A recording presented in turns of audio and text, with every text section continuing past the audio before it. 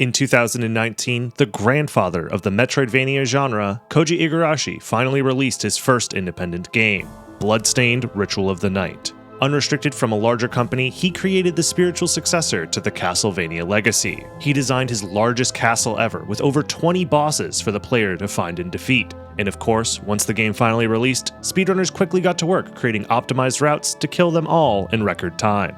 And one of the most interesting ways speedrunners have chosen to beat the game is by playing as the secret unlockable antagonist, Zangetsu. This bonus character has a lot of very powerful attacks and swift movement options that make him perfect to use in a speedrun. And as a lover of Metroidvania speedruns, I just needed to learn more, so I asked my good friend and world record holder Bobby to run through the Zangetsu All Bosses speedrun and help show me exactly how speedrunners destroy Igarashi's masterpiece in record time.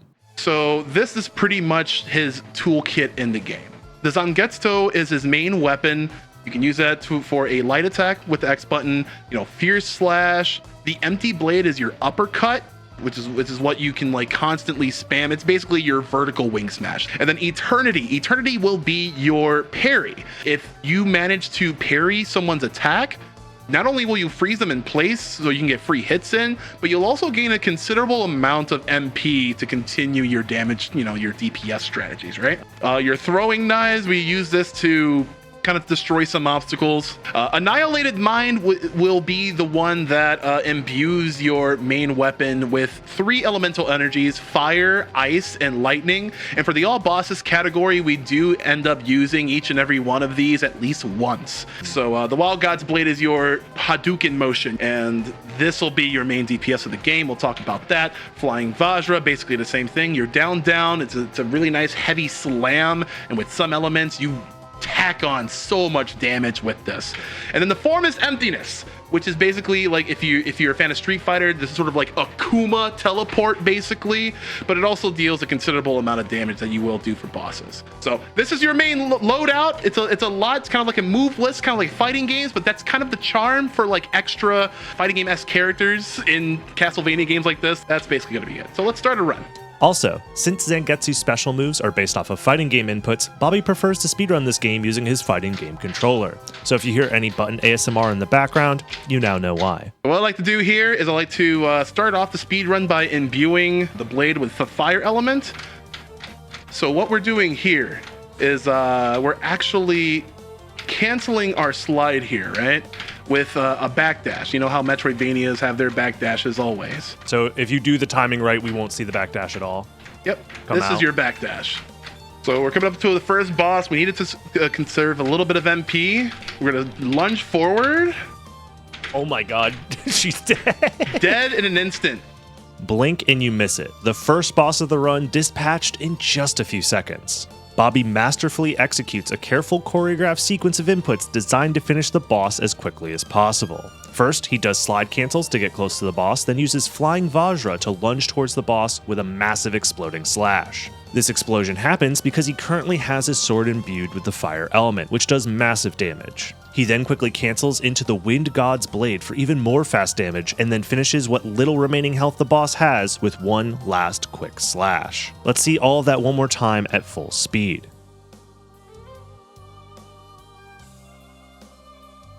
And after the boss has been defeated, you might have noticed Bobby is quickly spamming dive kicks while waiting for the next section to load. This is because anytime Zangetsu executes a dive kick, he gains a small amount of MP, and all of Zangetsu's powerful special attacks cost MP to perform, so you'll often see Bobby choose to dive kick wherever he can to try and keep his MP as high as possible.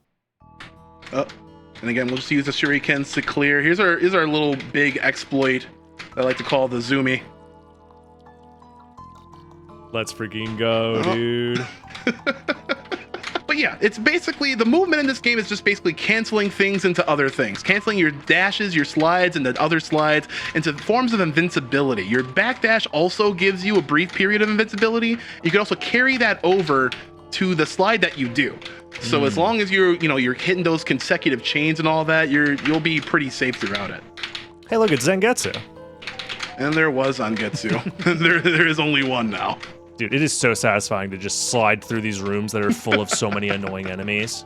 But yeah, and the fact that it gives you invincibility means that you don't really need to worry too much about where the enemies are. You just kind of move through. Yeah. It's very true to Metroidvania fashion, where a lot of the time that you'll save or gain on like a PB will be on your movement. Oh yeah. Like you can't really expect to, grasp the concept of these cancels and like how precise they have to be in order to retain your resources, like right off rip, So far, your main form of damage on these bosses has been the quarter circle forward attack with Zangetsu, and that does eat up your MP. So I'm imagining MP management is like a big part of like routing and maintaining speed. Yeah, especially for the early game, like that's what you'll see us go not too terribly out of the way to grab some like MP or even like take a little pit stop at a save station. Like for example, what I'm gonna do right here, because another boss is coming on up. And this next boss is Bloodless, and she's a pretty unique boss fight. She has to do this bloodsteel attack before she's allowed to die. So a large portion of this fight is waiting for her to finish the attack while making sure to do enough damage to outweigh the healing from the bloodsteel. Where you have to set her down to a certain amount of HP, where she'll cast this bloodsteel spell, and you kind of have to try to out DPS her. But as you see right here, it might be a sad bit difficult to get it off on a first try. And after defeating Bloodless, Bobby wastes no time making his way to the next boss. Because Zangetsu has all of his abilities unlocked from the start, he can access every area of the game with his insane movement, allowing speedrunners to flow from one boss to the next with little to no downtime. And we're already at another boss. Yeah, already at another boss, and like it does not stop here. And we also do these bosses, obviously, like a little bit out of order. This is an extra character, so with the abilities that he has, like that, the whirly bird uppercut and all that, like he's able to reach pretty much every little bit of the castle. Now, this is probably going to be one of the first run killers that you'll potentially go into. So this is a secret boss. When you're playing as Miriam or in like the original game, you actually need like a special key to access these secret bosses. There's like them and like maybe about like 5 more. And the reason why I had to switch on over to Ice here is that like he kind of reacts negatively to other elements, even the raw element. Hold on. There we go. You gotta keep the special moves kind of chains so that you don't lose that invincibility. But he's a little bit of a jerk. Yeah, and I saw that you were parrying just like, I guess, the active hitbox of the boss itself to refill your magic and to stay alive. Precisely. Yeah. So chaining these special attacks doesn't just lead to big damage, but Zangetsu is actually fully invincible if these attacks are timed properly, meaning these bosses stand no chance against the power of Zangetsu. Yeah, retaining that invincibility, just like slicing everything down. We go from one to the next. The bosses per minute is kind of absurd.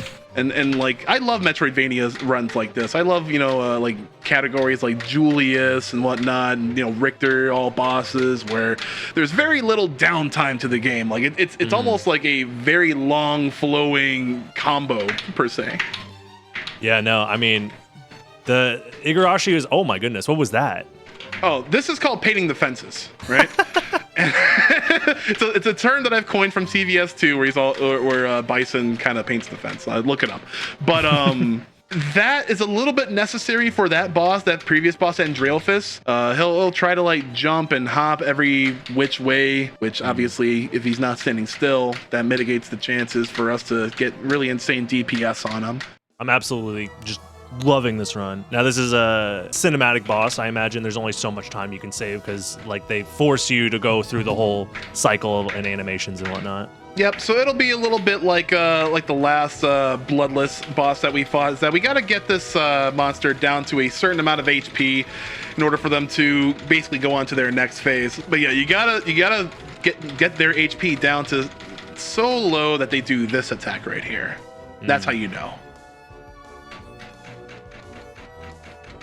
And then there'll be a second auto-scroller segment here. This will probably be a really good time to, get your dive kicks in and refresh up all of your mana so that you don't have to take a pit stop into the next area. And these are actually pretty long stretches where where you kind of don't want to take a pit stop as well.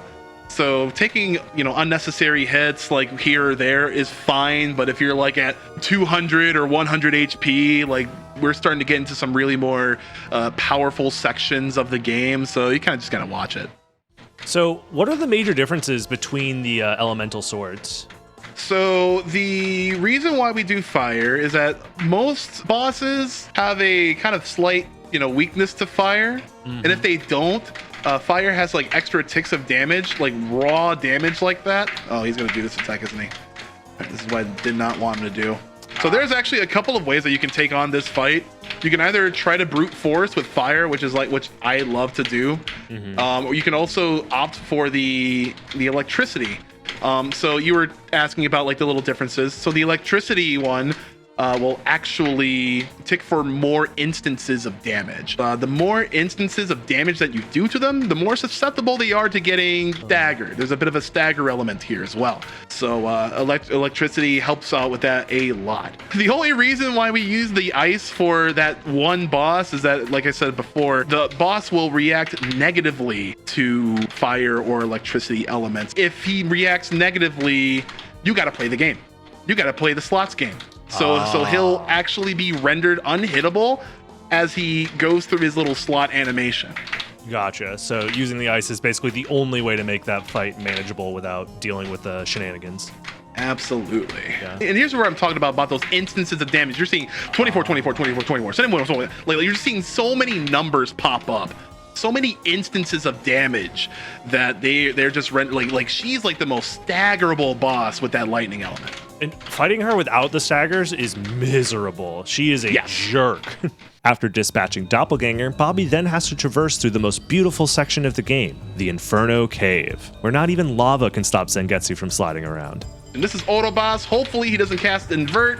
Hopefully he stays where he is. Hopefully we can get the right... No. Yeah. So he can cast Invert, and it costs like a second or so, but we gotta wait until the body actually falls to the ground before the boss door reopens. I see. Yeah, funny enough, isn't that guy weak to fire? Yep, that's why we swapped right to the fire element. Like, Autobots is an anomaly. And this is a spot where you can potentially lose so much time, because some of the monsters here will actually inflict status ailments on you. And one of those is slow, and you don't want to go slow in a speed run, basically. The Hidden Desert is probably one of the scariest areas in a speedrun. Every screen is filled with dangerous enemies, including these guys, that if you touch them will inflict the slow debuff. And at the end of this area sits Alfred, a boss that likes to run away, but Bobby chases him down with ease. That was Alfred. We killed him. Bobby then warps to the entrance, zooms through the courtyard, and makes his way to the Oriental Sorcery Lab, so he can fight this secret boss, the Carpenter. Here's the Carpenter.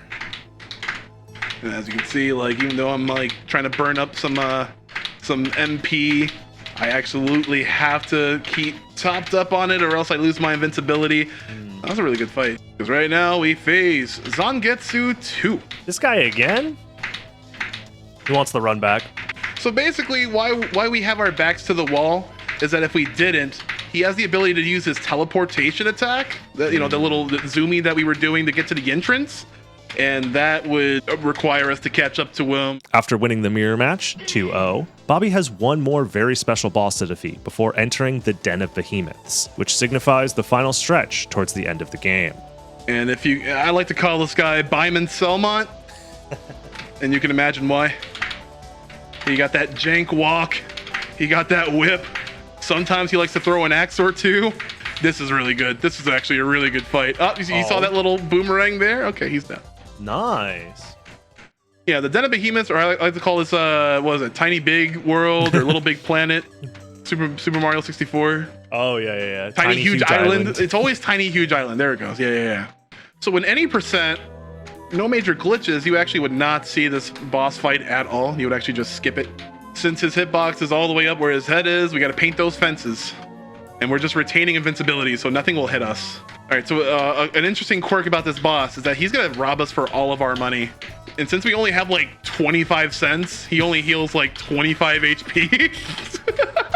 Yeah, Zangetsu has no need for money. No, not at all.